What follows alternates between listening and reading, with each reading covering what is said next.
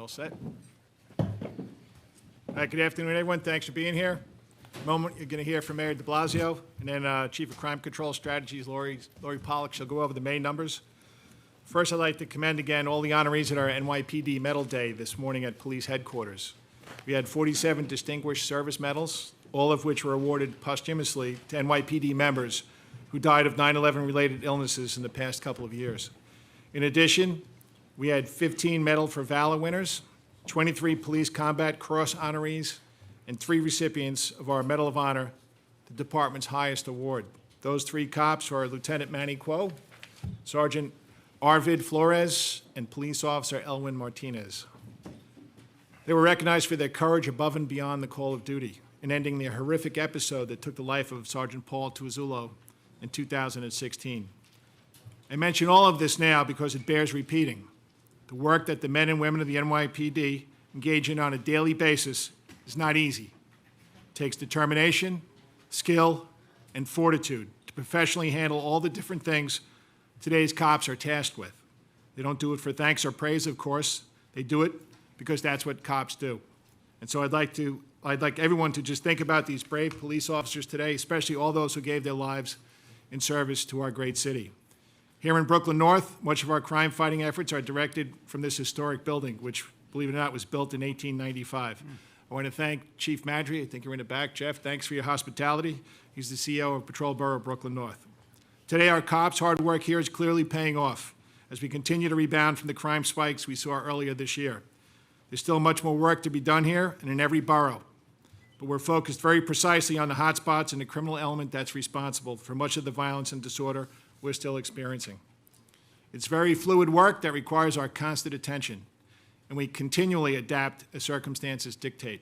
I remind everyone that the historic crime lows New York City sees today are absolutely not promised for tomorrow.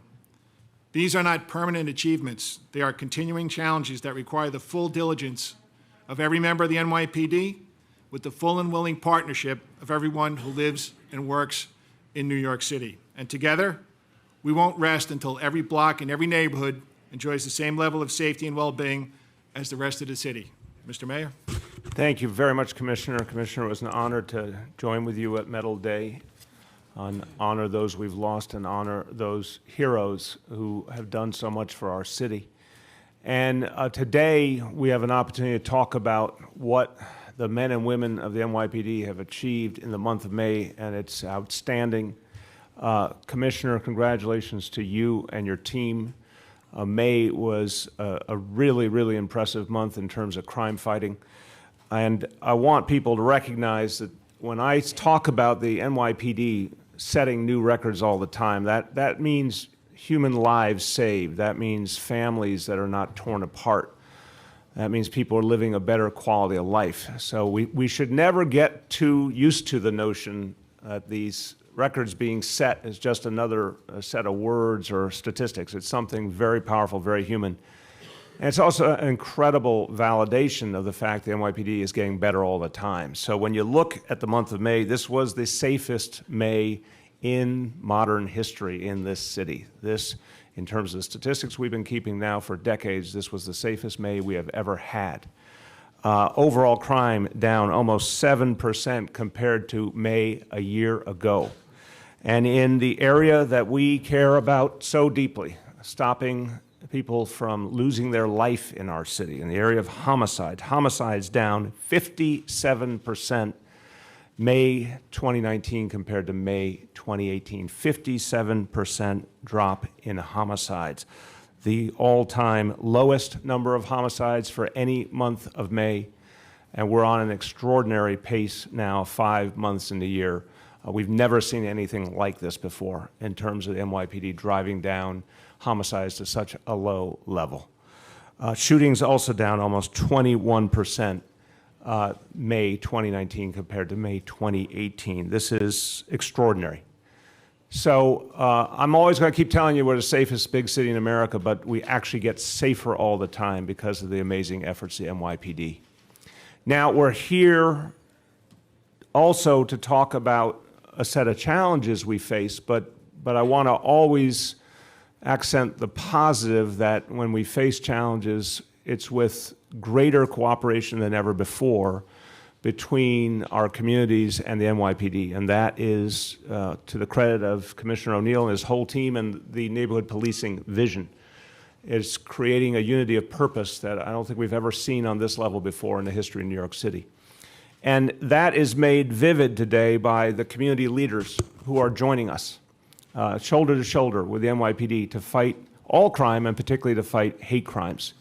And I want to thank them. I want to thank from the community that we have the pleasure of being in here. Of course, Devorah Halberstam of the Jewish Children's Museum. Thank you, Rabbi Hanina Sperlin of the Crown Heights Jewish Community Council, Rabbi Eli Cohen of the Crown Heights Jewish Community Center, Rabbi David Niederman of the United Jewish Organization of Williamsburg, all of whom are outstanding community leaders. Also want to mention Sam Stern, another great community leader. And I want to thank leaders who reach in their influence and impact all across this city and all across this country. Rabbi Joseph Potasnik of the New York Board of Rabbis, Rabbi Michael Miller of the Jewish Community Relations Council, Rabbi David Zwiebel of Agudath Israel of America, and Alexander Rosenberg of the Anti-Defamation League. To all of you, and so many dear friends here, thank you for all you do for this city, and thank you for all you do to work closely with the NYPD. This is how we defeat hate crimes, and this is how we defeat hatred. And Devorah, particularly to you, the efforts with the Children's Museum to go to the root cause, teaching all New Yorkers and starting with our children to love each other, to understand each other. And thank you, and God bless you for that. So to everyone, I want to, as we talk about the challenge of hate crimes, I also want to focus on the success that Patrol Borough Brooklyn North has had. And to Chief Madry and all of your team, I want to offer my appreciation and congratulations. We all know, we remember earlier in the year, there were some real challenges in Brooklyn North in terms of fighting crime, but some real important progress has been made. Major crime in Brooklyn North down 8% this May compared to a year ago. So I want to commend everyone for that focus. But again, one of the areas we are concerned about deeply is the increase in hate crimes. And we know that many people who commit hate crimes hope that they will set off a chain reaction, that their hatred will inspire more hatred. Our job is to achieve the opposite, to turn that hatred into something very different, to turn it around and help foster understanding, to bring people together, to create common cause between all communities, to push back and fight back the forces of hate. In Brooklyn North, this is the place, I would say, if you wanted to see what community people have done over decades to overcome division, to form unity among different communities, this is the place you would come. The story of Crown Heights, we know, was a painful one years ago, but it has been replaced by one that's very hopeful, of community leaders of all backgrounds finding each other, reaching each other, finding common cause. So here in Brooklyn North, which includes Crown Heights, includes Williamsburg, many Jewish communities that have really borne the brunt of these recent hate crimes. I want to commend Chief Madry and again all of his colleagues for the fact they held a town hall meeting specifically to address hate crimes at PS 376 and to bring in the community and ensure that the voices of the community were heard and to make sure there was real partnership in this effort. And community members gave very helpful advice about where police officers needed to be more present, where we needed to make redeployments to maximize the battle against hatred. That said, we've talked about it here, but it is a citywide reality. And it's particularly stark against the contrast of overall crime steadily going down. We've seen this increase in hate crimes. Hate crimes up 64% citywide versus the same point in 2018. That's an unacceptable reality, and we're going to fight it with everything we've got. And I have to be clear, many, many communities have borne the brunt of hate crimes, and we should all be united in challenging all the forces of hatred. It is also fair to say, in this recent period, the Jewish community has borne the brunt, especially 60% of these hate crimes were anti-Semitic crimes. So we are particularly attuned to addressing that horrible trend and making sure that with the force of the NYPD and all of the tools we have at our disposal in this city, that we will turn that tide. We saw that just recently at the Jewish Children's Museum last Thursday, and Devorah and I spoke immediately after the incident, where we saw an anti-Semitic message found right there at the gateway to a place that's devoted to love and understanding. We've seen other types of hate. A man entered a mosque in Richmond Hill threatening Muslims in April. We saw just last Friday 2 rainbow flags set on fire outside a gay bar in Harlem. We don't take any of this lightly. We will not tolerate it. And I believe that we in leadership can provide positive messages and can provide guidance and try and uplift people, but I also believe in consequences. I believe that one of the best ways to educate people is to show them that there will be very serious consequences if they act in a way that harms others. And so we are going after the perpetrators of these crimes very aggressively. In fact, year to date, 2019, hate crime arrests are up 19%. The NYPD is moving aggressively to address the problem. And we want anyone who contemplates such an action to understand that we will find them, we will arrest them. And then I want to dwell on what happens next, and people should understand this. And I want to give this example, that if someone, New Yorker, were to throw a punch or cause injury to someone, in many cases, just in an everyday situation in which a hate crime was not involved, it's still unacceptable.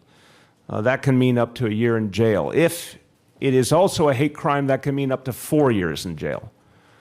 So I want all the community leaders, but I want to ask the news media as well to spread the word that when someone is motivated by hate and it's proven, it adds jail time, it adds consequence to what they have done.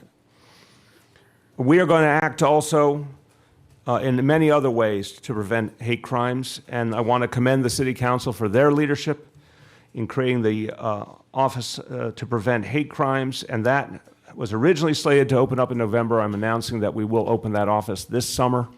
We're speeding up that opening.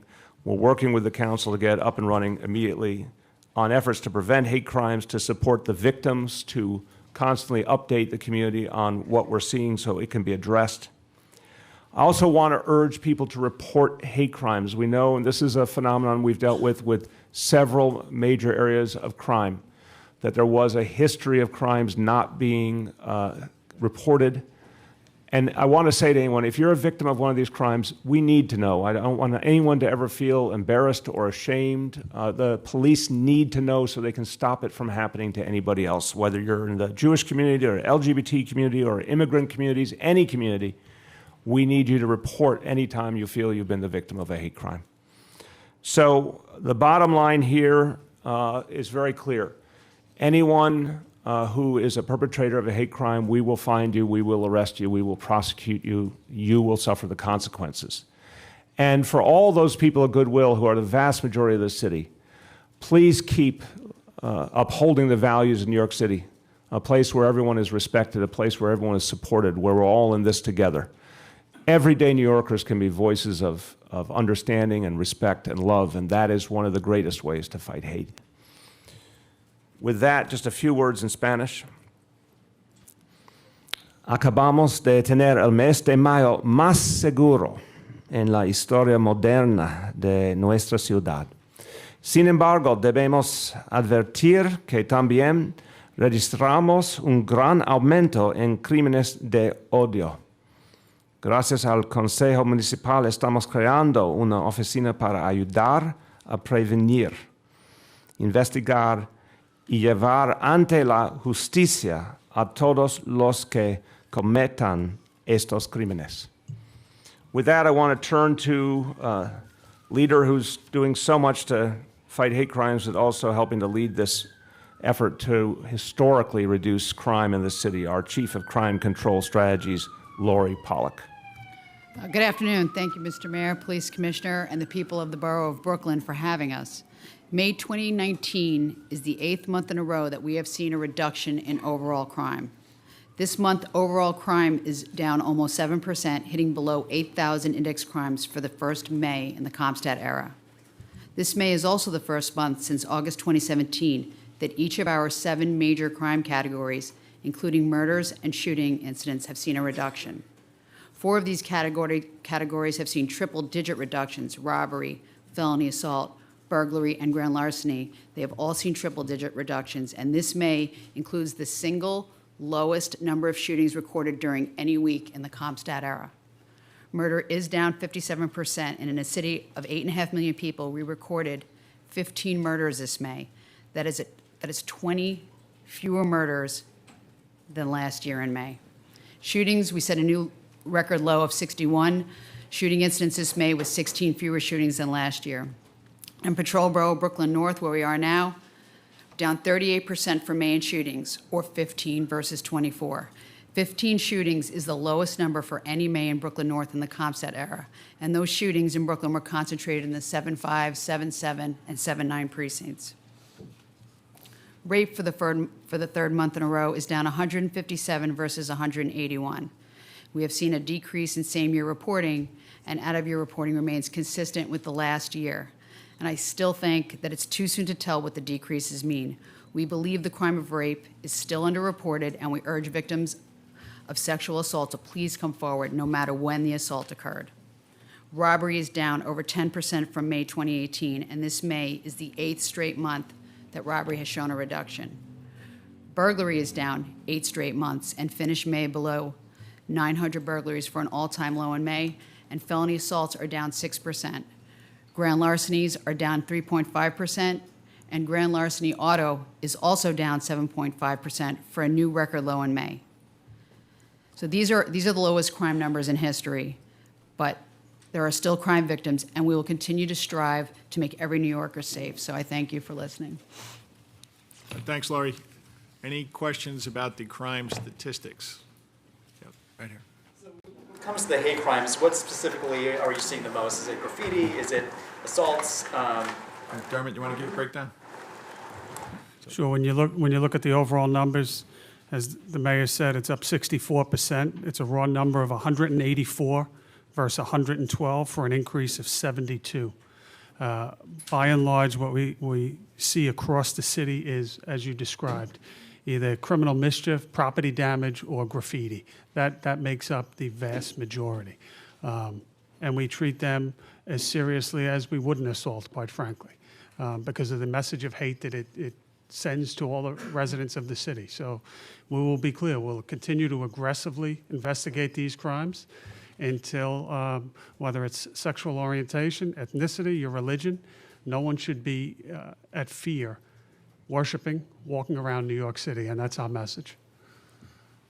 Yeah, in front row. In a New York Times article last week, Chief Monahan said gang-related shootings weren't really over drugs, but based on general opposition and online beef.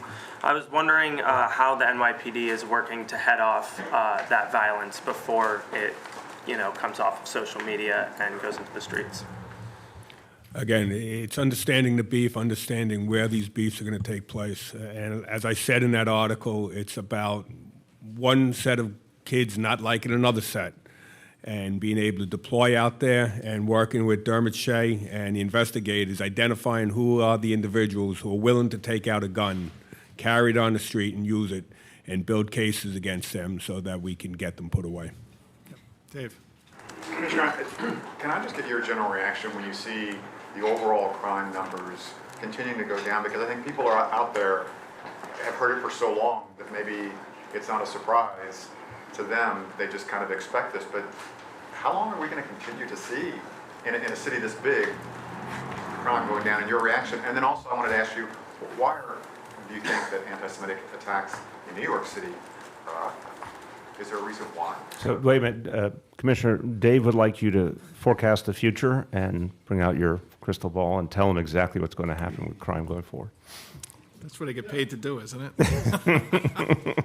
So I think that what you've seen over the last 5 or 6 years, especially since the advent of neighborhood policing and putting all the detectives under Bob Boyce and now Dermot Shea, I think you've seen a real focus on the small percentage of the population committing the violence. And as far as the sector cops and the NCOs within the precincts, I think they are, certainly our work isn't done, but those relationships that they've managed to build over the last couple of years have really helped us fight crime and to do it instantly. So like I said in my remarks, we can't take this as a given. We all have to continue to work, not just us. It's got to be the whole criminal justice system. It's got to be quite frankly, all 8.6 million New Yorkers working together to do this, because we're at a good point now. And I know we can do more.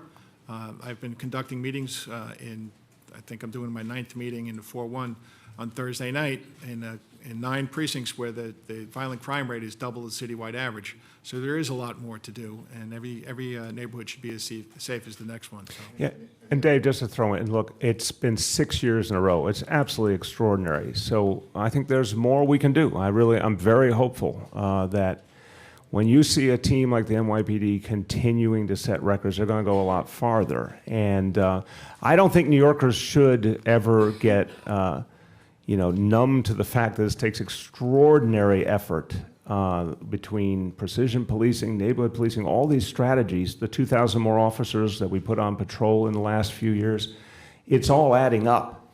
But I think what you're seeing now is that the progress is helping to open the door to even more progress. And is there a reason why on hate crimes, especially the anti-Semitic attacks, I think that's surprising to people, especially in New York City of all cities. Yeah, it is. But I think, Dermot, we have an increase in arrests this year. So maybe, Dermot, you can talk about the people that we've arrested so far and some of the motivations that you've uncovered. So when you look at, and this is calendar year 2019, essentially through the first 5 months, we're up 19% in the arrests that we've made thus far, with many other active investigations continuing. It's a raw number increase of 12, 75 versus 63. When you look at who we are arresting, it runs the gamut. I've seen individuals arrested that clearly have mental illness history.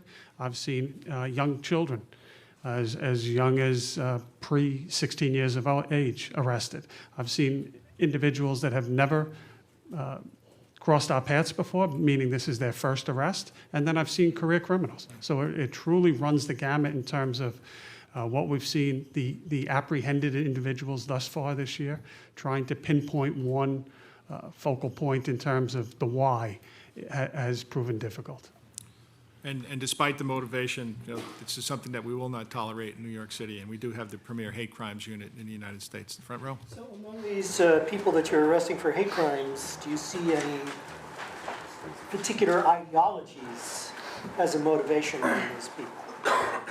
Yeah, we have. Particularly interested in Semitic hate crimes, with that question. We have not. As I said, we see a wide range of, not everyone talks, clearly, and we'll go through the appropriate process in terms of Miranda, et cetera. So we're very limited in terms of motivation at times, but it runs the gamut.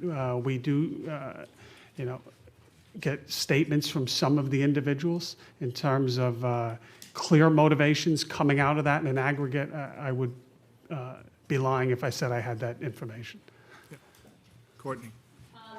For both you, Commissioner, and the Mayor, how much do you think the political climate is contributing to the uptick in hate crimes? And then just for the Mayor, this message here, safest big city, how much do you think this can contribute or boost or help along your 2020 campaign? I'm not going to speculate on politics in the middle of this discussion. We're the safest big city in America. It's a fact. It's been a fact for years, and we're getting safer. That's what it's about. It's about what the people of this city deserve, the safest possible city, and the NYPD is doing an outstanding job. On the other question, look, I want to differentiate the city from the rest of the United States of America a bit. I think what we're seeing unquestionably is an unleashing of the forces of hate all over this country.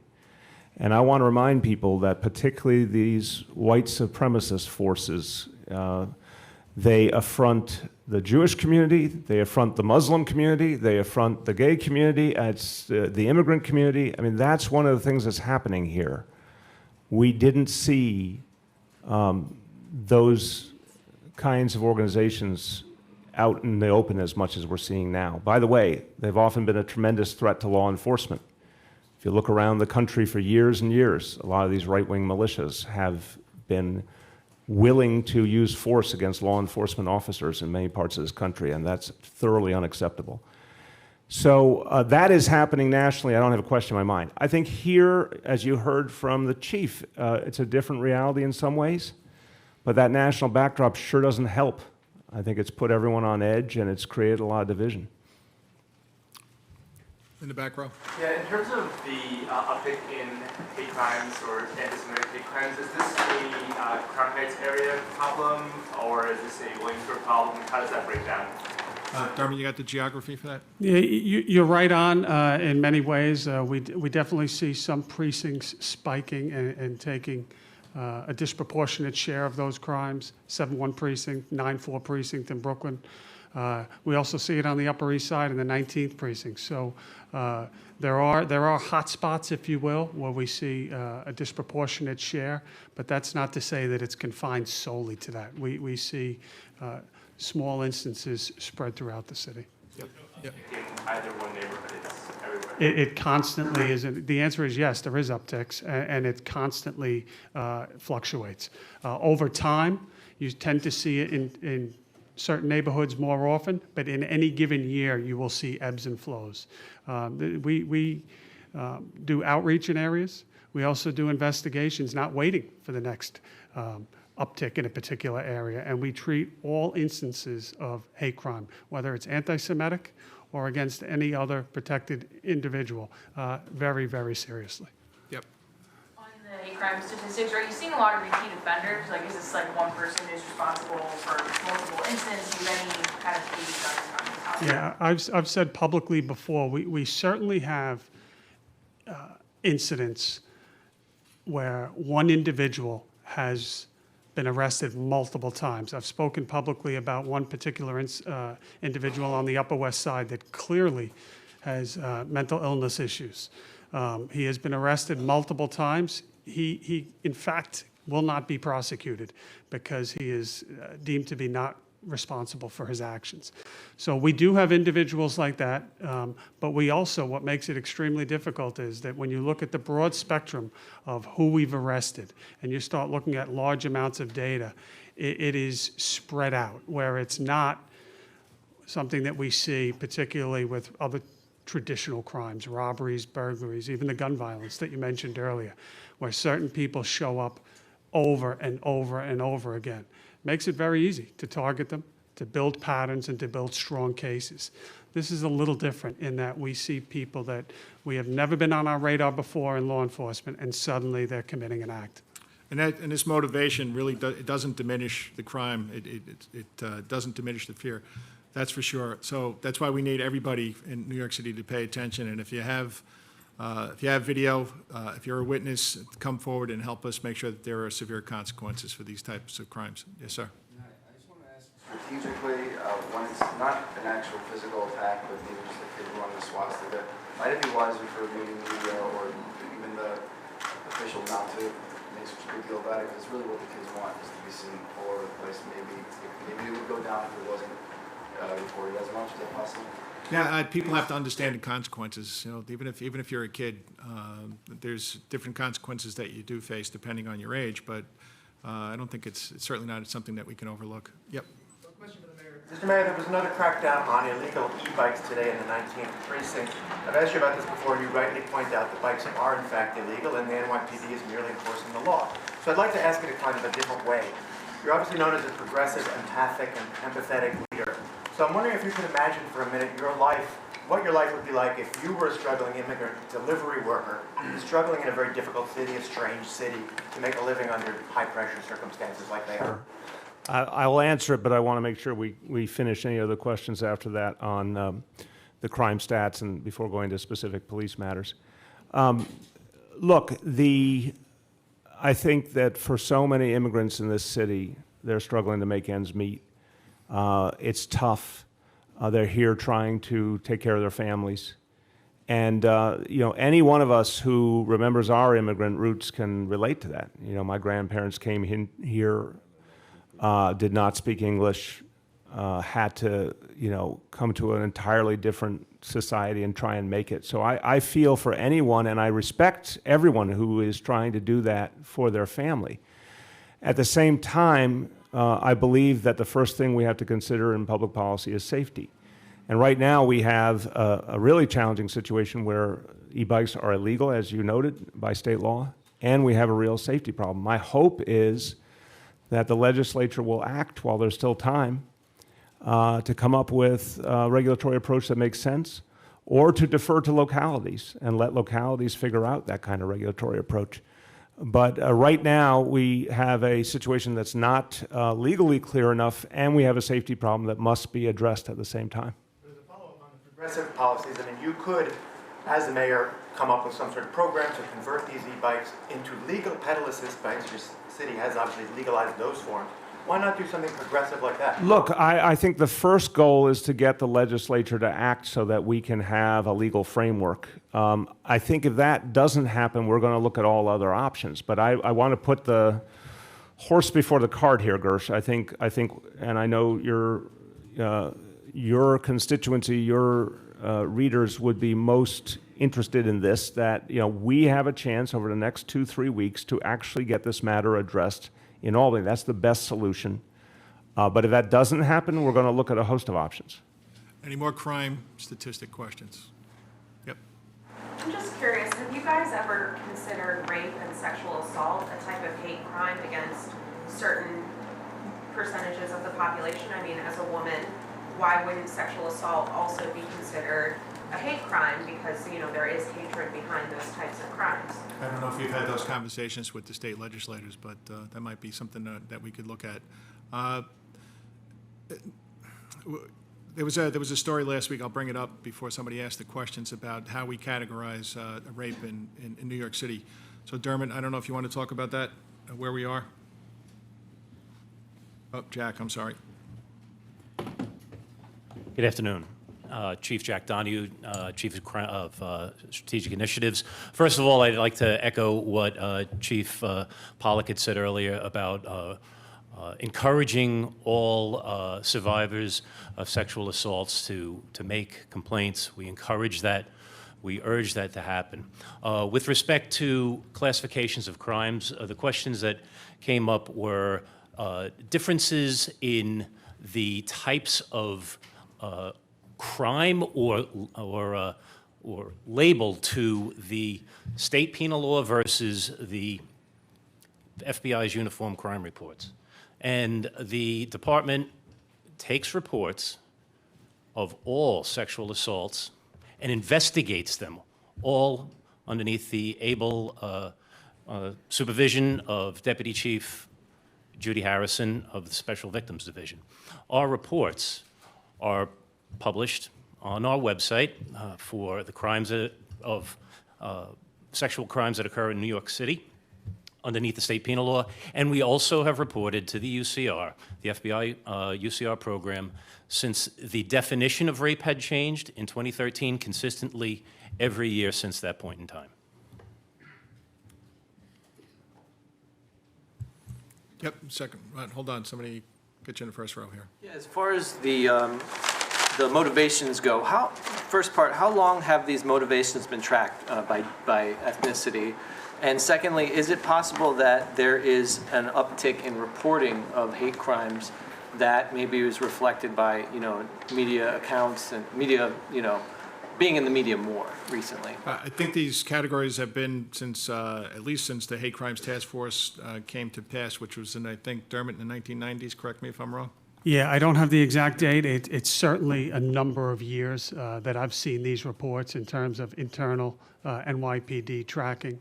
And the answer to your question is a tough one. The second one, where either underreporting or overreporting is certainly a reality, not just in New York City, but New York State and across the country. How to pinpoint that is at times difficult. Yep.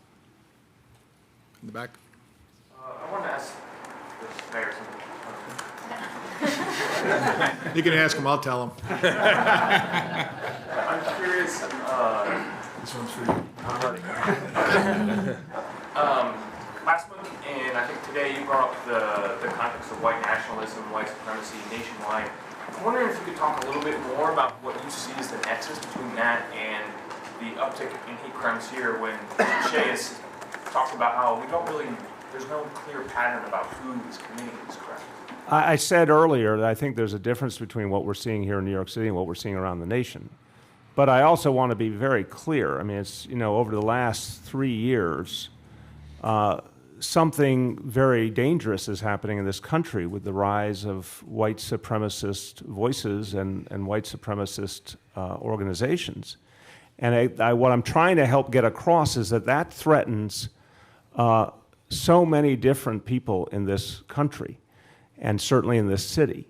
And it's a reality that unfortunately underlies a lot of what I think is happening, because again, that movement works against the Jewish community, the Muslim community, the immigrant community, the LGBT community. I mean, it's so negative and broad-based that I think it is part of why we're seeing an uptick in hate crimes all over the country. But I think here, as you're hearing, we're seeing something particular and different. I don't think the fact that our reality here is our own reality takes away from the fact that something clearly important and negative is happening in our country. Any more questions about crime stats? Yep. Well, it's about crime. Like crime, like... Why don't we see if there's anything on the stats first? There's anything on the stats. Let's finish this up. Second round. With Pride Month beginning, is the NYPD looking to bolster more, just more... I don't know about looks, stats. Let's just see if there's anything. No, it's more in the hate crime, because I mean, Okay. It's Pride Month, and there's probably, there might be some concern from the LGBT community that they could be targeted from people who just don't believe in Pride Month or, their community. I mean, has the NYPD gotten any type of indication that there is concern that parties or organizations could be targeted during Pride Month? There's no specific or credible threats, but we do work with the LGBTQI community very closely. I have a liaison in my office that does a lot of outreach, as does community affairs. So we're in constant communication, and June's going to be a very busy month, culminating in the Pride Parade the last Sunday of the month. So we're looking forward to it, and we've been working on this and planning it for a long time. So it should be a great month.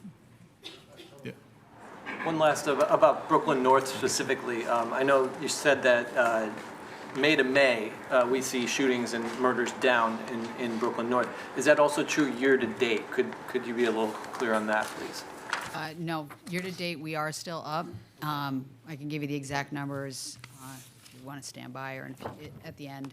But we are trending down right now, but like Chief Monahan said, this is something that we keep an eye on, certainly not resting on our laurels that they are at a record low this month. As of past Sunday, Brooklyn North is up 4 homicides, and it looks like they're up 12 shootings. Yep. On the hate crime, the Office of Hate Crime Prevention, City Council had, or some of the City Council members had a presser where they were saying that it wasn't being funded as they had asked for. And I was wondering, since it's also being moved up to June as opposed to November, your office told me that they were going to give $336,000 in funding when council members asked for $475,000 in the first year. Are you guys considering moving up the amount that you're going to give, or even matching what they're Yeah, we're asking? going to consider what we need to do to make that work, given the new timeline. All right, Melissa. 2 quick ones. Can you just give a couple of brief examples of how this task force will work, how it will help people, and in practice? And also, do you have a sense, I know that arrests for hate crime... When you say the task force, I want to make sure we're saying the same. Sorry, your new agency. The office. Rolling out, Yeah, yes. So you could start with that if you want. Yeah, I mean, the idea of the office is to work on preventative strategies and to figure out a combination of, getting information out so people understand what's happening, but also what they can do to stop it from happening, and more support for victims. We want to make sure, it's a horrible experience for someone to go through. We want to make sure that there's ongoing support for them. And to encourage the maximum flow of information both ways. Because as I said earlier, I have every reason to believe, as with some other crime categories, that there's times when people experience a hate crime and don't report it, and we need to encourage people to report it, to understand, even if they feel it's something, they're moving past, it's really important for the NYPD to hear the details so they can act. So the office will focus on all of that. I know that arrests for hate crimes are up. Do you have, and I'm sure a lot of these cases are still pending or winding their way through the system, but do you have a sense of the conviction rate and whether it's still difficult in cases like I know it used to be to get convictions on a hate crime and not beat it down to some lower offense? Don't have the convictions, Dermot. You probably don't need this. We might have to get back to you on that, Melissa. Okay? Yep. All right. Any other crime questions, crime stats?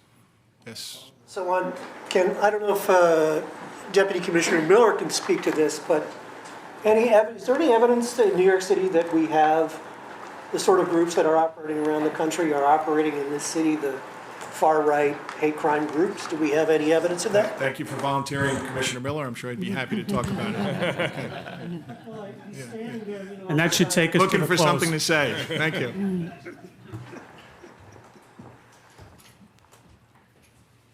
Yes. So, as we've seen an uptick in the amount and the pitch and tone of internet traffic that discusses hate groups, hate crimes, we've seen an increase in that activity with people related to New York City. Within the Intelligence Bureau, we have several open cases regarding groups like that. And over a period of time, we've had very few, but some marked incidents where we've made arrests with the Detective Bureau and identified groups and organizations behind that.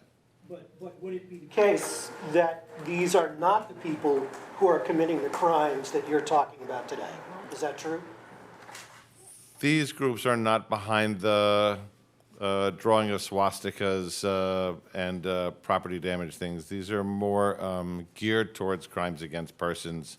These are groups that fight with each other sometimes, and we've seen other incidents around the country that relate to groups that we've seen operating in New York City as well as other places. Let me ask the question in a slightly different way. Of the people you have arrested for hate crimes, do any of them belong to the groups that Commissioner Miller is talking about? There have been a couple of assault cases going back a couple of years where we have identified people being with specific groups that engaged in acts of violence. All right, let's move on to off-topic crime or... Crime. Yes. Police matters. Yes. Police matters. I wanted to ask about the 8 people arrested this morning for using fake or forged placards to get out of parking tickets. I guess for the mayor and for the police commissioner. Is this sort of part of your crackdown on placards? And can you give an update on the misuse of legal placards? Yeah, I will only say I want to commend DOI for what they did in effectuating those arrests. Fake placards are not going to be tolerated. And yes, it is part of a bigger crackdown. We're going to be increasingly using every tool we have to create real consequences for anyone who misuses a placard or creates a fake placard. This is, you I think might have been at the announcement. This is going to be something that's built up over the next couple of years, and the biggest impact is going to be when we bring technology to bear, and I think we'll really be able to deeply, deeply reduce the numbers then. But I commend DOI for what they did. Yeah, these were old indictments that were processed in the 5th Precinct by DOI. And these folks were involved in a long-term investigation. Yep. Yes. I was wondering if you, Commissioner, or the mayor have seen the Central Park 5 movie yet, and to what extent that history informs police trainings today. I have not seen it yet. I saw the original documentary, but I haven't seen this one on Netflix yet. I've spoken about this clearly in the past. Anything that, as we move along, we constantly learn, we constantly look to make sure what we're doing is right. Yeah, and I have not seen the documentary, but I want to say it was so important to finally heal some of the wounds by providing a settlement to the Central Park 5. We did that at the beginning of this administration. They should never have been put through what they were put through. I think it's important to recognize it's a very, very different city today, and I commend the commissioner and the leadership of the NYPD because the training that our officers receive today, I think, is very, very powerful in terms of ensuring that we will not see incidents like that in the future. I wanted to ask about a recent spate of crimes committed by parolees in light of cashless bail plans. Specifically over the weekend, there were 2 rapes committed by parolees, one of a 78-year-old woman in Queens, another of a 20-year-old woman in the Bronx, and then 3rd and 4th parolee were involved in shooting at cops in Queens. One was captured and one was on the lam. Does this raise any concerns about the cashless bail plans? Yeah, it does. But this is something that concerns me constantly. There is a very small percentage of the population involved in violence and crime, and we have to make sure going forward, and as I said in my opening statement, we can't take anything for granted. So we have to work very carefully with our partners in the DA's office, with the judicial system, with the legislators to make sure that anything that we do doesn't have an impact on public safety. So we'll continue to work with the State Department of Correction, and we'll also continue to work with the city's Department of Probation. Yep. Commissioner, we received some video of officers in uniform fighting in Harlem. Any reaction to that, and where's the investigation on that? Yeah, obviously it shouldn't happen, but we hire human beings, and sometimes there are internal conflicts. It is under investigation. That's about all I can tell you right now. We're taking a look at it. Yeah, your glasses. I had a question for Chief Jay. I'm just curious, back to the hate crimes statistics. Are there any changes you'd like to see on like prosecutorial side and like the DA's offices that would help you bring these numbers down? I think we have to look at everything, and beyond the criminal justice system. When you look at the sentencing, I think the mayor initially stated the difference in sentencing. The mere fact that hate crime statutes exist points to the seriousness of it in the eyes of the whole judicial system. When you look at, I mentioned earlier, we're arresting a variety of individuals for this. I think those cases are treated seriously, but you have to look at the merits of who's arrested, how old they are, what the case is, what does the victim want in the particular case. I mean, do I want things done differently? I want no crime, quite frankly. I want people to be able to walk around New York City and be free of fear, whether we're talking about sexual assault or whether you're talking about hate crimes. I think that we've done a lot of good in the last 20 or so years. We've done a lot of good the last 4 to 6 years. And we've moved in the right direction, but there's still some to go. In the back row. What are your thoughts on the gravity knives ban being lifted last week? And also back in 2018, the Legal Aid Society had a study that said of their caseload, it seems people of color were being targeted by this ban. What are your thoughts? So, they're dangerous weapons. I'm still concerned. We've had 1,600 slashings and stabbings year to date in New York City, and they are still unlawful to carry in the subway system. So it's something that we're going to have to monitor. We have to make sure that whatever laws are out there, that we enforce them fairly, but this does give me concern. Do you know of those 1,600, how many gravity knives? What's that? Of those slashings, the 1,600? I don't have that number for you. No. John? Commissioner, today, 11th Avenue was changed direction from 57th to 44th Street. It wasn't two ways, and now it was changed to a southbound only. And apparently, police were giving some tickets for people making illegal turns onto 11th Avenue when it's only one lane now. How do you feel about people receiving tickets for a street that was changed in one day or literally overnight? Well, Chief Chan will give you an initial answer, and I'll follow up. I'll put an ending on it. The Department of Transportation is between 42nd Street and 57th Street is now going to be a one-way street going southbound on 11th Avenue. And what happened is that we're looking into that particular matter. Normally, when we change signs, or the Department of Transportation changes the signs, and they're in the process starting on Monday. When they complete the sign change, we will have a 5-day grace period before they will issue some. So we'll look into that particular matter. John, what the Chief of Transportation said. In the back row. Yeah, I had a question for the mayor about concerning the dangerous standard in bail. How would you define dangerous, and how many complaints have you had against the prohibition? I'm sorry, it's the last part? How many complaints have you had against about the prohibition? I don't understand that part of the question. How many complaints have I had against the prohibition? What are you saying? The dangerous standard in jail, like how would you define dangerous? Yeah. And how many complaints have you had about the prohibition from, I guess, your own? Yeah, I don't, literally cannot understand the second part of your question, so you can have a time to reformulate. Let's do the first part. I think the legislature has more work to do, and I was up in Albany yesterday, and I talked to legislators about that, and I spoke about it publicly. They have more work to do. I think that their effort to reform the bail system was sincere.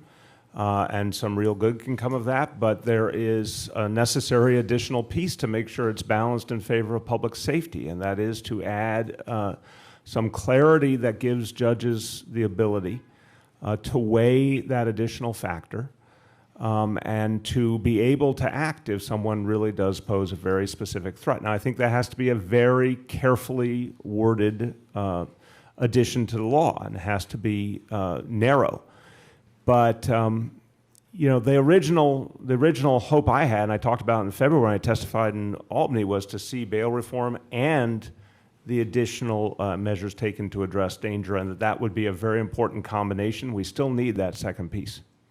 Yeah, I mean, the Progressive Democrats and the criminal justice advocates have decried dangerousness standards. Why are you taking this position? Because I think there is a real problem with judges not being able, when they see a situation where there's a distinct threat to a community, to hold back a suspect from being released. If you're not going to have a bail the same way you did, and again, in many ways that's a good thing, we especially need to give judges a little more discretion. Flight risk, which is the central tool that they have right now to address if there's a flight risk, we know that is insufficient. And I've heard this from numerous judges, that someone may not pose a flight risk but still could be a danger to their community. And so with bail being used less in this new reality, I think that's an important balancing point. I'm first concerned about public safety. I'll get to you next. Shooting nearby Prospect Heights school, elementary school, PS 316. That was the third shooting near that school in recent months. Is there any update on sort of the nature of those? I mean, they didn't happen at the school, but they were in the surrounding area. Is there any update on the nature to those and sort of what's going on in the area, and if there have been any? Dermot, do you have that? Where are the streets? It's on Franklin Avenue between Park Place and Sterling. Okay. I'd have to get back to you on the specifics. Yeah. I'd like to ask the mayor and the commissioner whether you'd like to see New York pass marijuana legalization before the New York State. Sure. I've spoken to this many times. In fact, we put out a report in December articulating what the right kind of marijuana legalization would be, and I spoke about it as recently as yesterday in Albany, both publicly and to the legislative leaders. I still think there's time to do it. I'd like to see them do it, but it has to be done in a way that respects the real health and safety issues. I think that can be done, judged from what we've seen in other jurisdictions around the country. There has to be substantial local control and discretion. There has to be the ability of localities to capture a substantial amount of the revenue so that we can act on our interests and needs in terms of legalization. And most especially, we cannot allow the creation of a new corporate sector around marijuana. This is the thing that worries me the most, that we'll sort of have the same old laws that we've seen previously in the ways, for example, the tobacco industry or the pharmaceutical industry, opioids, were able to do very manipulative things for profit. We have to stop that from happening. We have to foster community-based businesses and businesses that really provide economic equity, given all the folks who have suffered from laws in the past. I still think that can be done, and a lot of that can be done by offering that local control and discretion. But you know, there's times tight, but it can be done, and that's what I'm working for. So I have a number of concerns. Probably number one is there's no test for driving under the influence of marijuana, no instant test. So we have to figure out a solution to that before we move forward. I have quality of life concerns. We do have a number of 911 calls about people smoking marijuana. How do we give people relief for that? I'm concerned about people under the age of 21. I'm concerned about burning in public. In no state where it's legal is it legal to burn it in public. I'm also concerned about grow houses or people growing their own marijuana. So. And just a quick rejoinder, I agree with those concerns, and I think in any local discretion, we would be very tough on preventing those grow houses. I think 21 is the right age. And what was the other one you said? Can I make you look at my list again? Yes, I have to. Yeah. DWI, driving under the influence. Toward the end. Time out. Oh, yeah, Quality burning in life. public. Yeah, to the commissioner's point, every state that is legalized still outlaws the burning in public, and certainly I believe we should do the same. Time for two more here. Gersh. For the commissioner about vehicular crime, A couple of blocks away last month, a man was run over and killed by a United States Postal Service vehicle. Those kind of trucks do not have license plates, as you know, unlike UPS trucks or FedEx trucks, and therefore the NYPD knows how many summonses and red light camera tickets have been issued against those kinds of vehicles, but we don't know that about the United States Postal Service. So I'm wondering how the NYPD tracks how dangerous United States Postal Service drivers are. Tom, is that a category we look at? I'm sure there's some sort of identifier on Postal Service trucks. As Chief of Transportation for the last 5 years, my recollection involving postal vehicles, very few, and this is probably one of the few cases that I've heard involving them. So again, we can't take a look, but normally we don't have a large number of postal vehicles being involved in CIS cases. No, that's true. My point was just about violations. They can be tracked by VIN numbers, but they are not. As you know, officers write tickets based on license plates, and obviously camera enforcement is on license plate as well. We do not know how dangerous these drivers are. I don't know how many summonses we've written to postal trucks year to date, so something we have to take a look at. Yep. Back on the hate crimes, Chief Shea mentioned some mentally ill committing them, and you said there's one repeat offender who actually can't be held accountable. Will the new office do anything to help/target mentally ill hate crime perpetrators, or is Thrive, the $250 million a year program, doing anything to look at that issue? I think, look, from my perspective, we want to address the needs of anyone with a mental health challenge, and whether it's something that leads to a hate crime or any other kind of dysfunctional activity. The office is focused on preventing, in all senses, hate crimes.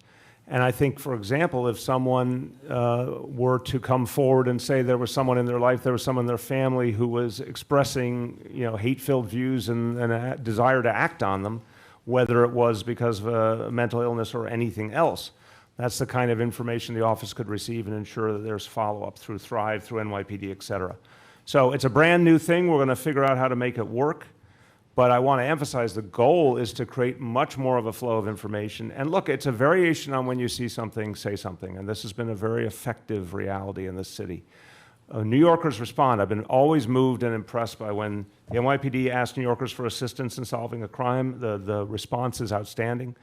We're obviously going to ask people for assistance in stopping hate crimes. And if they hear anyone suggesting hateful actions, we need to know about it. Before we break, I think Let's get, go ahead, Melissa. What can you tell us about the racial breakdown of the accused perpetrators and the anti-Semitic hate crimes against here? I know you said it's coming from different places, so is it, just, what can you tell us about the breakdown? Yeah, it's, I don't have the statistics in front of me. I can tell you off the top of my head that it runs the gamut. We see different ethnicities committing hate crimes in New York City. Okay.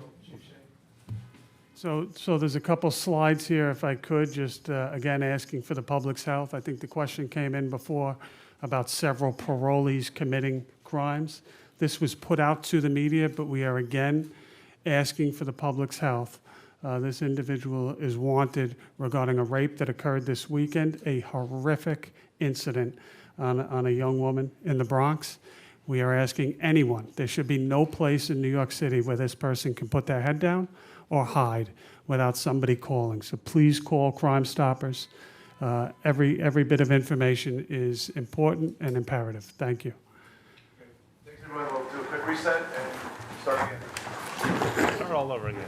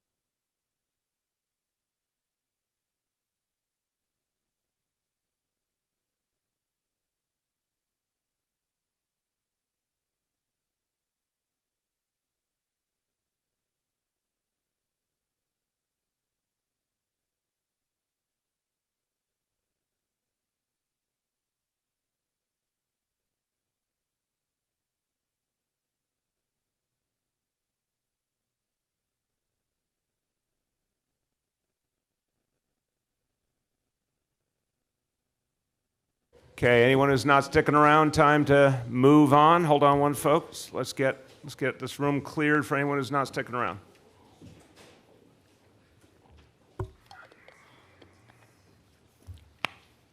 Okay, I think we are good. Yes? The announcement last week on this memorial for Sylvia Rivera and Marsha P. Johnson. Yes. What histories or historians did your administration consult in making that choice? And did you direct this She Built committee, the commission, to consider history or to look at history when making its own choices? I did not direct them specifically. The whole notion of She Built is to redress an extraordinary injustice in this city where the majority of people are not represented in the public monuments. And I think, for the biggest city in the country to be systematically trying to represent all its people is a very positive thing. It's gotten a very positive response. In terms of how specific names were chosen, I was not part of that process, so I'm not familiar, but I certainly can get folks from my team to tell you about it. Just to quickly follow up on that. The First Lady was quoted in the New York Times alleging that whitewashing had led to Sylvia Rivera and Marsha P. Johnson not being given their proper place, I guess, in history. Can you tell us who did this whitewashing and how it was done and what their... Well, I'm not an expert on all the history, but I think we can safely say that women leaders, people of color leaders, and trans leaders have often been left out in the history and underestimated. And we're trying very systematically to represent everyone. So I can't speak to the specifics. You can certainly ask her her view, but I think as a broad statement, it's very, very true. Yes? Mayor Blasio, a recent analysis from 538 shows that you're the only Democratic candidate for president polling at a negative number. You're negative 1%. I'm just curious, do you have any doubts about your campaign? And if not, how? Well, I'm glad I've set a new record. Again, I've talked to you all about polling a lot, and I'll talk to you about it again. It's not where you start, it's where you finish. This is the very beginning of a long, long effort. And what I've seen all over the country is a really good response to the message, a real sense that what is happening here in New York City is a great example of real change for working people. Folks I've talked to in the early states are really impressed by these changes, that they've actually happened. They value experience. So I think I have a story to tell for sure. And, when I look even at this last Saturday in South Carolina, I don't blame anyone who doesn't have a context yet on South Carolina, but, for Mayor Butler to come on board, who's not only a mayor of an important city and a crucial county, but is also a key clergy leader in the state. That's something that's very important to our campaign. So I feel good about the fact that we are building something that will get the message across and have the impact we want. But I've told you guys in pretty much every other contested campaign I've been in, started out very much as an underdog. So it's a place I know well.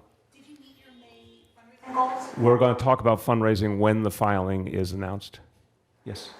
On NYCHA, Mr. Mayor, last night on New York One, you said that we've worked really hard to identify every child wherever there's an apartment with an issue in terms of lead paint. But NYCHA federal watchdog Bart Schwartz said that, in fact, the agency relied solely on resident disclosure forms when determining where children under 6 live. They didn't look at kids that are residing with grandparents, that are residing off the books. How do you square what the federal monitor is saying and what you're insisting is a different story? One, we want to work with the federal monitor for sure. And to date, it's been a very cooperative, constructive relationship. We want it to continue to grow. I have real faith that Catherine Garcia and Vito Mostacciolo are doing things that have never been done before ever in the history of this city, in any administration, to address lead. Not only in NYCHA, but in Catherine's case, where most of the lead challenge is, which is private housing. They have been adamantly trying to find every child. I said very honestly, there are times when families are not always forthcoming with the information, and that's a challenge. But I want Catherine to speak to you about the details, but from everything I understand, the monitor's letter did not take into account the full effort. And I think she and Vito have been putting an extraordinary effort together. A quick Please. follow-up on that. The agency has admitted, though, that it can't properly clear the apartments after lead inspections or keep track of all the necessary paperwork. And I think, in fact, they lost like a third of the paperwork. Well, I'm just not going to accept that respectfully. When you say you think, it's an immediate indicator to me. I'm not responding to that as a matter of fact. But more importantly, we have been working for several years now, and particularly since we came to a very specific agreement to implement that agreement. This is unlike anything that's happened in the history of NYCHA or the city of New York. So I am convinced that a huge amount of resources are being applied. There's a huge amount of focus. There's a huge amount of change happening, most notably that 135,000 apartments are being reviewed as we speak to get an ultimate determination whether there's lead or not. That's never happened before, and what we're finding, thank God, is a number of apartments that don't have lead that we'll never have to deal with again. We always want to do better. I'm not going to rest until we have done everything conceivable, and that's why we take a Vision Zero approach, and far beyond NYCHA. I mean, I care deeply about the kids in NYCHA, but I care about a lot of kids, everywhere else too, and I want to make sure we get rid of lead once and for all, and we think it's doable. So that's the path we're on. This weekend, they celebrated 10 years of car-free Times Square, and there have been calls, it's been successful, and a lot of calls to bring that to other neighborhoods. Why hasn't there been more concrete details of bringing car-free pedestrian areas to other parts of the city? Well, we did talk about this some weeks ago in terms of Lower Manhattan. That's the place we're looking at next. It's something that I think can be very valuable, but also has to be balanced against a growing congestion problem. So we're going to be selective about it. But the next place we're looking at in particular is Lower Manhattan. Yes? I'm curious if Paul Manafort is going to get unlimited free calls when he gets locked up in Rikers, and if he has a special cell set aside for him. Your concern for Paul Manafort's well-being is heartfelt, I know. I don't know the details, but he is going to be treated as much as humanly possible like any other inmate. He would have the same rights and the same responsibilities. Obviously, there are safety questions that have to be attended to, but Department of Correction can give you details. Unlike many other progressives have taken a strong stance in favor of Israel and against BDS. Yes. Does it bother you very much that some progressives that you openly admire have supported the BDS movement, and do you plan on the campaign trail or in personal discussions to actively pull them out or change their mind? I want to change their mind. It's less about, trying to start a fight with people as much as wanting to change their minds. As vice president, would it have to be someone who has your views on it? Look, I absolutely believe the state of Israel is as necessary or more necessary than it's been in its history. And I keep coming back to there is a global rise in anti-Semitism that's very troubling and very dangerous, directly related to the right-wing movements, directly related to white supremacy. The pieces are coming together and the dots are connecting in a very troubling manner. So to have a place that is a refuge for the Jewish people is absolutely necessary. I believe 100% in protecting the state of Israel. And I believe that the BDS movement, very misguided, is undermining the economy and the existence and the survival of the state of Israel. I also believe in a two-state solution. I've always believed in a two-state solution. As president, I would work very hard for a two-state solution, which I think is, still within reach. But I want to convince my fellow Democrats and fellow progressives who have moved in a different direction that they're making a mistake. I also want to say that is by far a minority of the Democratic Party. The vast majority of the Democratic Party, the vast majority of Democratic office holders are pro-Israel. Well, even within the progressive wing, which again, there's not like a sign-up card, it's not, you don't put something in your wallet to show you're in that wing. If I were to take voting records of US senators and Congress members, I could show you numerous progressives who are pro-Israel and anti-BDS. So I don't want to mistake the voices of the few here, but anyone, look, there are some people here I really do admire, you're right, but I disagree with on this issue, and I'm going to try and work to change their minds. When you were discussing the anti-Semitic crimes, you said although in New York it doesn't seem to be so much Correct. ideologically based, but there is a rise in white supremacy in America. Right. Is it not true that ideologically there's also a rise on the left in the BDS movement and around the world? I know that, for example, in Europe, people are talking about these right-wing marches, but the actual crime against Jews in countries like France is really being committed by the Muslims. I mean, that's Again, I would caution, I think it's much more complex than that, and I think the ideological movement that is anti-Semitic is the right-wing movement. That's just abundantly clear. It's been clear down in history. I think we could all agree. I think we can put the Nazis and the fascists on the right side of the spectrum, and they are the ultimate, unfortunately, in this world history. And I'm saying, but I've said this many, many places. I said this in Paris after the first attacks. Do you think that these right-wing movements in Europe are not connected to their predecessors? Do you think that this is something that just sprung out of whole cloth? No. After World War II, a huge number of the former Nazis and former fascists were allowed to reintegrate into society. Right-wing parties developed even in the 50s and 60s in the same countries that had experienced fascism and Nazism. They have continued to grow.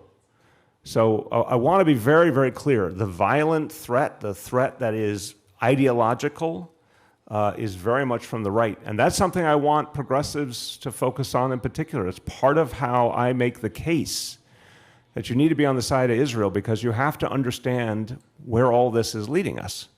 Sadiq Khan, in the commentary he put forward a few days ago, was making this point too. There's a trend happening before our eyes that we've seen before, and we have to take it very seriously.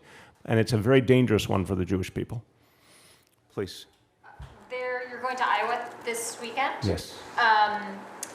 Can you give us a rundown of that trip, what you plan on doing there, as well as you still haven't, since announcing your candidacy, granted, I realize it's been a month or so. No, it's been 2 weeks and change. Yeah. It feels like a month, but it's only been 2 weeks. Yeah. Okay. Yeah. Well, you still haven't been to New Hampshire. Do you think that New Hampshire is in play for you at all? Sure. New Hampshire is very important. And look, I grew up within a stone's throw of New Hampshire, and people in New Hampshire support the same baseball team I do, and there's a lot of reasons I love New Hampshire. My troubled team that will someday resurrect itself, but no, New Hampshire is a very, very important piece of the equation, and I'll be getting there soon. There's been some particular events that are driving the travel. It's the Hall of Fame event in Iowa, which is, I think, going to be attended by, if not every one of the presidential candidates, almost every one. It's a crucial, crucial event, so that's the key element of the trip. Who hasn't gone? Yes. Mr. Mayor, do you have any updates on whether you've qualified for any of the upcoming Democratic candidate debates? And secondly, when will you release policy positions and proposals? In the coming weeks, we'll start to release them. I mean, we've got now 8 months ahead before you just get to Iowa, let alone everything thereafter. So we'll be rolling out policy positions. Right now, I'm still, as I said, 2 weeks and change, introducing myself, helping people understand who I am, what I've done here, what I bring to this race. And if you look at other candidates, that's what they spent their first weeks and months doing, and then you move on to the policy proposals. So those are coming for sure. I'm sorry, first part was? Any update on whether you... Oh, well, by the standards that the DNC put out, we have the 3 qualifying polls. Now, we all know there's a comparative reality that has to take place when the final cut is made. But we absolutely have the 3 qualifying polls. Again, I'm only speaking about the polling at this point. We'll have more to say at the time as we get closer.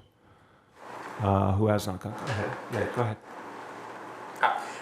So the Department of Health says that 129 summonses have been issued for the measles order. 58 of those were canceled because the individuals either got the vaccination or showed proof of immunity. Correct. Are you concerned that there's still enough people who are disobeying that order and having their families unvaccinated? Look, I think the big picture here is amazing how much has moved. We're not there 100% yet, but we do see this crisis abating.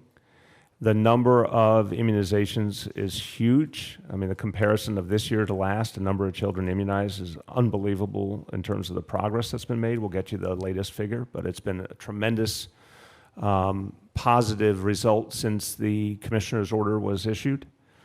The community leadership has been tremendously supportive and helpful in getting the word out. So I would say the idea of the violations was to show our seriousness. Since we did that, people have been obeying, and we never wanted to fine people if they just followed through. We were happy with that. The same with schools. As you know, there were some we shut down, several cases for several days, but we now don't have any schools at this moment that we've had to shut down. So I think it's working. There's always more to do, but I think it's working. Is there any other concern that some of these folks might be paying the fine and still keeping their kids unvaccinated because they're just so stubborn to follow the law? Again, to date, what we have seen is we have not had to follow through. And we said this in the beginning. We were not going to fine for fining's sake. We were putting the fine out there as a clear message that we meant business.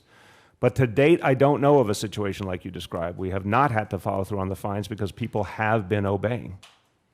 Yes? Sort of going on the first topic, the safest big city aspect of today's press conference, tying it back into 2020. Yeah.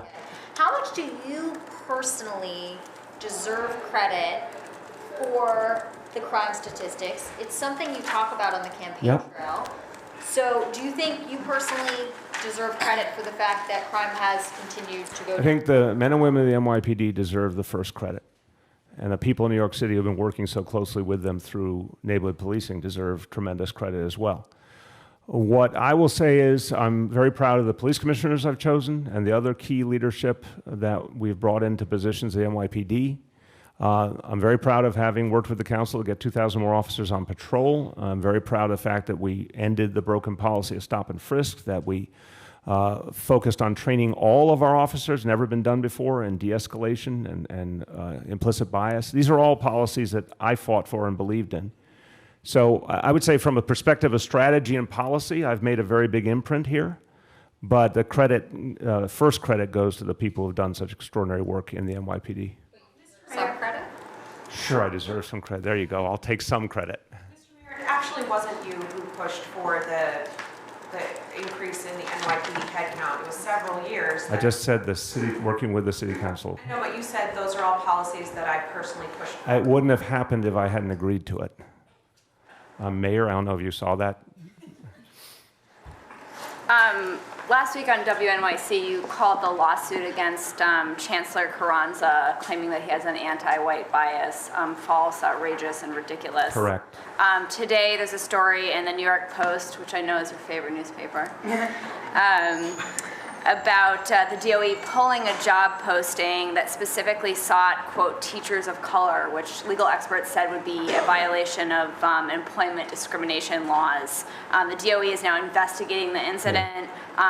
Does the posting not add support to the claim in the lawsuit? No, that's one individual put up that posting. They should not have done that. I agree that that's not legally appropriate. Should not have happened. It's been fixed. Won't happen again. Was it the principal, Irene Sanchez? You can check with DOE because I want to make sure I get the name right, but it was an individual decision, not a policy decision. It's not acceptable. It's said that presidential candidates have to spend a lot of time on the phone to raise funding for their campaign. Did not hear about that, Rich. Have you found yourself in that position? Have you had to spend a lot of hours on the phone? It is part of being in any campaign. How does it make you feel? I mean, you have to. It makes me feel like I wish we had a public financing system. Look, I think you've heard me talk about this before. I'm very proud of what we did this last November and the people in New York City did by going to a system that really provides a huge amount of public financing and rewards low-dollar donations and gets people away from needing bigger donors in their lives. And that's the direction I hope we'll go in as a country. I think we will one day. I think when you look at the public opinion research in this country, it goes across Democrat, Republican, Independent. People want to get big money out of politics. They want to get rid of Citizens United as a decision of the court. They want to go to a system that really focuses on the issues and not having to pursue money so much at a time. So that's the world I look forward to living in. But until we live in that world, I'll have to raise money like every other candidate. How many hours a day you're spending doing that? Or No, I couldn't give you a specific number, but it's a part of every campaign back there.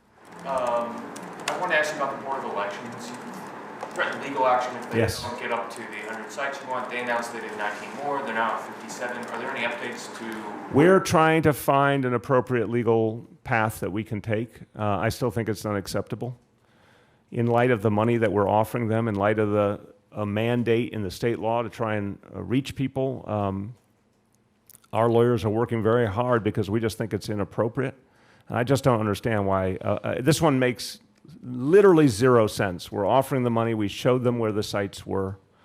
We want early voting to work. We want early voting to work because we want maximum participation, but we also want to take pressure off Election Day. It's in their interest to have fewer people have to vote on Election Day because they still can't handle Election Day. So we're continuing to look at options. Go ahead, follow up. Question, the budget is going to be done soon. The 75 million is in the fiscal year. It's in the executive, so yeah, we intend to follow through. When are you going to make a decision about whether that's going to remain in? Because, you know, they can sort of pick these sites. Well, that's a good question. I don't know what and this is something I'd have to get our team to look at, what is the real drop dead point for them using that money for the November election. Our hope was that the November 19 election could be the shakedown to get ahead of, the shakedown cruise, the test run to get ahead of 2020, which I will predict right here, right now, 2020 will be the largest turnout in our lifetime. And I think I might get unanimity in this room to say that if the Board of Elections handles Election Day the way they do right now, during an Election Day that's the biggest turnout in our lifetime, like, God help us. So we've got to get ahead of it. And so my hope was that we could really lock in a very robust early voting system now. But in terms of when that day comes where we no longer can provide the funding because it's too late, I don't think we're there yet, obviously, but I don't know when that would be.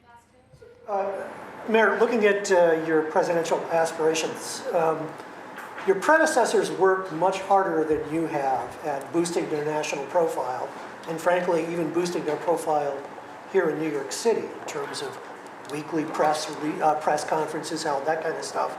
I mean, can you explain this approach that you're taking? I mean, just a moment ago you were asked about, can you take credit for the decrease in crime, and you reluctantly accepted credit. I would say I modestly acknowledged that many people are part of it, which I think is the right thing to do. Look, I'm not into when any politician acts like, they created the whole world themselves. It's like, look, I'm very proud of what we've done here, and I think it's made an impact. And I'll tell you, when I go around the country and I tell people we're the safest big city in America, and I tell people what they've done, they can tell that leadership was an important part of that. So I'm content that the message gets through. Can you name, say, 5 people who've run for elected office anywhere in this country who did so successfully on a modesty campaign? In this particular question, I think it was really important to give credit where credit was due. I think I've done a clear job for years and years. I mean, I'll remind you, I got elected with 73% of the vote, re-elected with 67% of the vote. The people of this city know what's going on. And I respect the work all of you do, but I want to say that in the end, the people and the voters make their judgments based on lots and lots of different types of information, and they have seen what we've done. They saw what I wanted to do in 2013. They ratified it overwhelmingly. They've seen what we've done in the last 4 years. They ratified it for re-election. So I think the message does get across. But in terms of the national picture, and I certainly have experienced this going around to Iowa, New Hampshire, Nevada, South Carolina, I lay out very clearly, and you're more than welcome to come out on the trail with me. I lay out very clearly what we've achieved here, and people are very struck by the changes we've made in this city, and they feel good about them, and they want to see more. Go ahead. Do you have any pick for the Queen's DA race? No, I've said many times I'm watching it closely. It's a very important race. Haven't made any decision of whether I'm going to get involved. Last call. Following the attack of Poway, which has followed attacks on houses of worship around the world, there's been a new call among city council members for increased city funding for houses of worship. We've asked the press office, the mayor's looking at it, and can you say right now whether you will support this bill? I mean, right now what we're seeing is very intensive effort by the NYPD to protect houses of worship. on a constant basis, and then when we ever see an indication of a problem, to mobilize resources very quickly, intensely towards wherever the focal point is. So we have the finest police force in the country. You know, we're the safest big city in the country in terms of protecting people physically. You just heard how much progress is being made. I feel like the NYPD has a very good handle on the situation, but we'll always keep an eye on it. We always will. Thanks very much.